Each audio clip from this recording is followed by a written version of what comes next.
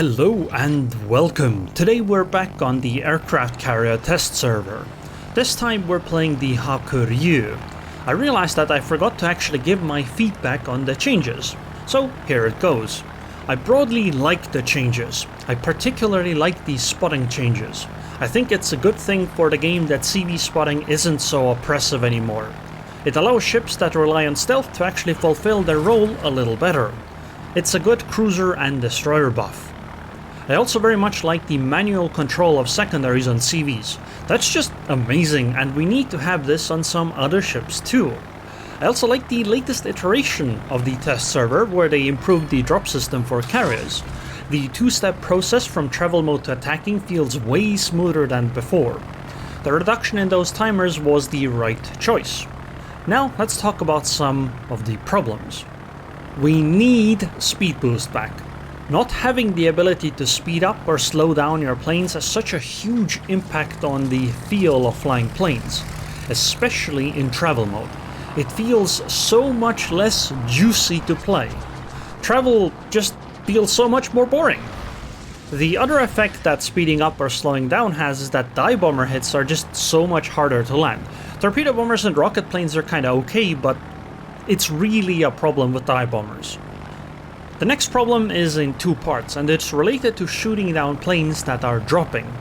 Because there are only 3 planes that are taking part in the strike at any given time, it means that at most the defending player gets to shoot down 3 planes. More realistically, it's going to be 1 or 2 planes. This has a negative impact on the feel of anti-air. It won't feel powerful. It doesn't matter how powerful it is, it just won't feel powerful when you only shoot down 3 planes. And then your fighter engages them and shoots down 7. It just won't feel good. The second part of this problem is that overlapping anti-air will make doing drops onto groups of ships more difficult. A carrier like Hakuryuu can work around this with torpedo bombers by striking from far away, but dive bombers just straight up won't work. And carriers with shorter torpedo range, or lower HP even, won't be able to drop them with even torpedo bombers if they don't have a heal available. Sometimes, even with a heal, it won't be possible. The next problem is that dive bombers just suck. As I mentioned above, they need to get way closer to enemy ships to actually drop, which means way more time spent in anti-air.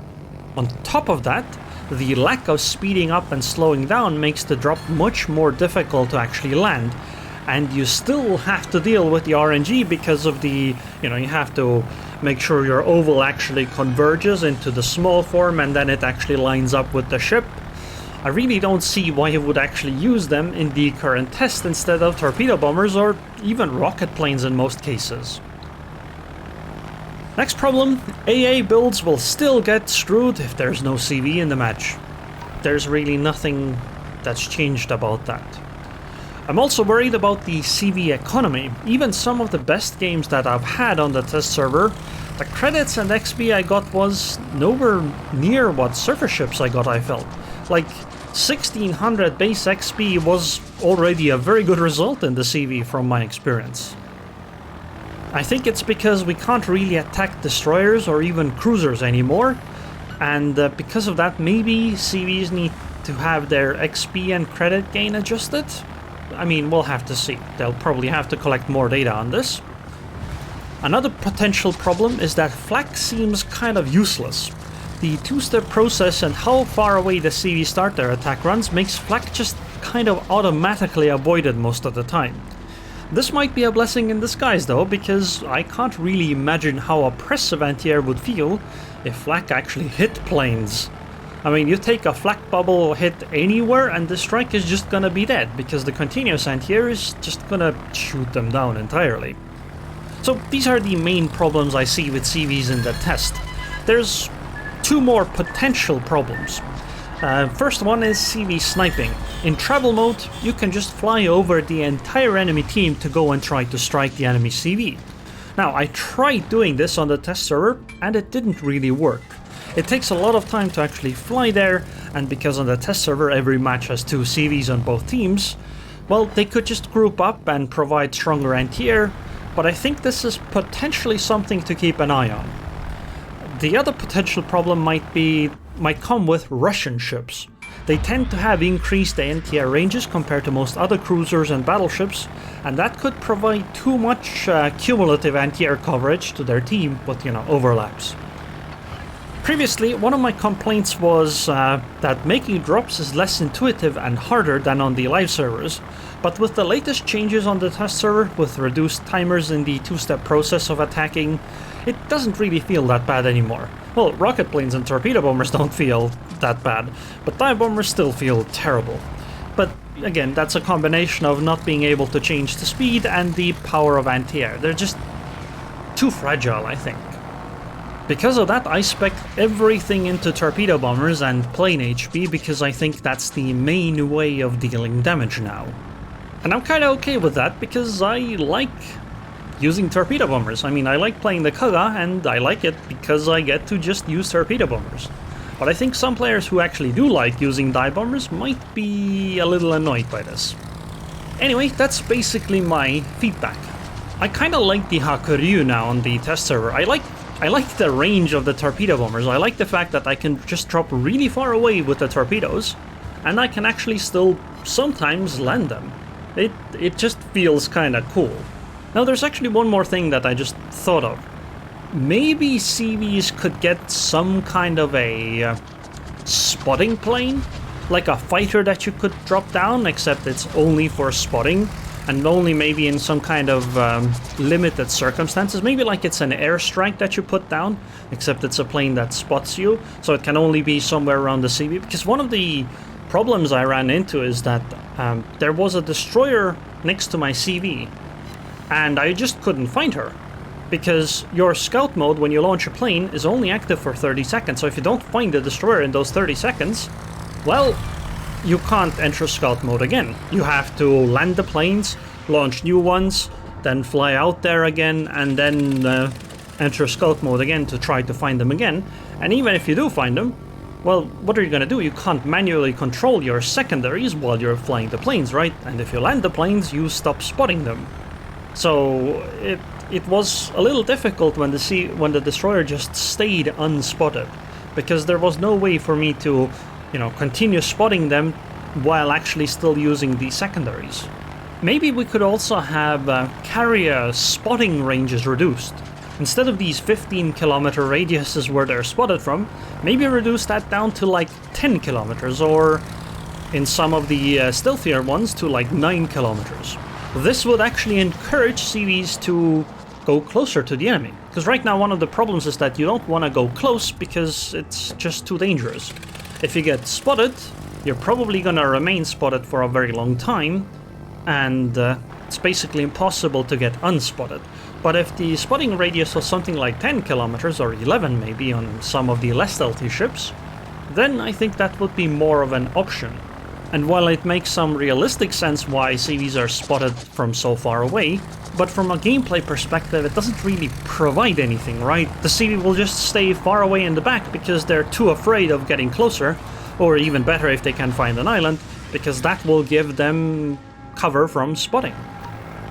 There's never really a reason to put your CV in danger. I mean, there is a reason, you could do more strikes faster, but it's just not worth the risk usually. So it's the safer option to just stay at the back. But maybe if the ranges were reduced, maybe that risk might be worth it a little bit more often. Like, don't you want to do what I'm doing right now? Look, a Worcester, and we're fighting him with guns as a aircraft carrier. But if you're actually playing safe, like you should be, I should be behind that island near my spawn and have never really moved from there because it just is a silly thing to do. Even right now what I'm doing here is very dangerous, because even if we take care of the Worcester, the Venezia would actually be within spotting radius very, very quickly for me, and then I would just stay spotted again.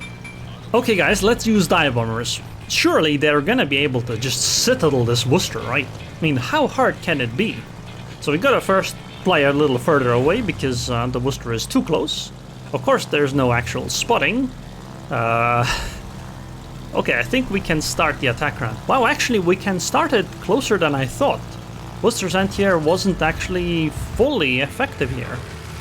Okay, she's turning. The circle is narrowing. Surely we're gonna hit, right? By the way, noticed how 2 of the planes got shot down and we missed. Yep, dive bombers are useless. I should have used rocket planes. Anyway, also, Hakuryuu secondaries just actually don't feel that great. Midways are better. The firing angles on Hakuryuu secondaries just aren't that amazing. But I mean, they're enough to sink this Worcester. And now we go back to farming the Venezia. I'm gonna launch dive bombers again, not because I think they're effective, but because I realized that this is a test server, right? It's not about winning, it's about showing what it's like. And we've used a lot of torpedo bombers so far, so now it's time to use some other planes. Of course, the Venezia isn't gonna be spotted, so we're gonna have to use our scout mode. But first, we gotta get roughly close enough. Okay, our planes got spotted, so we should be close enough to spot her with scout mode. Yep, there she is. And we're gonna line up a strike. Now this is gonna be a bit difficult, because she can maneuver whatever way she wants. But maybe we'll actually still hit. It's possible, right? Just need a little bit of luck with RNG.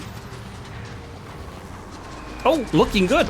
Oh, double citadel. That's pretty nice. But now we're engaged by fighters and this entire strike is gonna get shot down. I just want to make sure the fighters actually end up attacking, so that they will go away for the next strike. Yep, they did. And you know what? We can just follow up the next strike. This is never gonna work. Yep. Dive bombers are pretty difficult to use. Okay, let's use rocket planes. These are a lot easier to use, and I think these are actually fine. I don't really have much of a problem with rocket planes. Like, in fact, I might even say that rocket planes in this test are better than on the live server, just because on the live server the lack of speed boost annoys me so much I don't want to use rocket planes. But here, none of the planes have speed boost, so it doesn't matter as much. Oh, that's actually looking pretty good. Nice. Well, 4,000 damage only, but it was still pretty nice. But now we can do another strike, because the dive bombers ate up the fighter. And we could just easily fly over the ship now. Gotta go into scout mode to not have the embarrassment that we had with the dive bombers. That one, I think the scout mode wouldn't have been available anyway. Hello, Venezia. Have some more rocket planes. Ooh, a fire, nice. And now we get to do a third strike too.